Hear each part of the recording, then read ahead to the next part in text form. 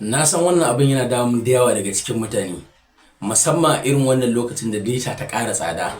Sai ka ga mutum ya sa wani status kana buƙata, sai ka ce don Allah tura mu, sai ce a'a data ta ƙara tsada. To na zo ma da wata hanya mafi sauƙi wanda za ka ringa saving status ba tare da ka ajiye status saver a wayanka ba. Wannan hanya ce mafi sauƙi kuma na san da yawa daga cikin ba san wannan hanyar ba. Shin kana so kai ma ka ga wannan hanyar? Ka tafi cikin Xender naka, Xender dai da kake turi da ita. Bayan ka shiga cikin Xender sai ka taɓa nan ƙasan inda aka rubuta social. Nan gashi nan zaka ga bidiyoyin da ke kan wayanka ne, ga su nan.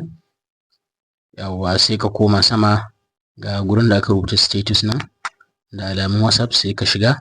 Nan to duk wani abu ne da ka duba a can status kan WhatsApp naka, sai ka duba wanda zaka yi saving. Gashi nan mun saving wannan na farko, ka taɓa wannan arrow ɗin, sai ka ƙara duba wani wanda shi ma kake so.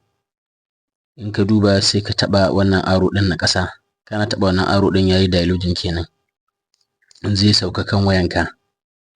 In kuma wannan shine farkon bidiyon mu, da Allah ka danna mana liking, kai sharing saboda sauran 'yan uwa su ma su amfana.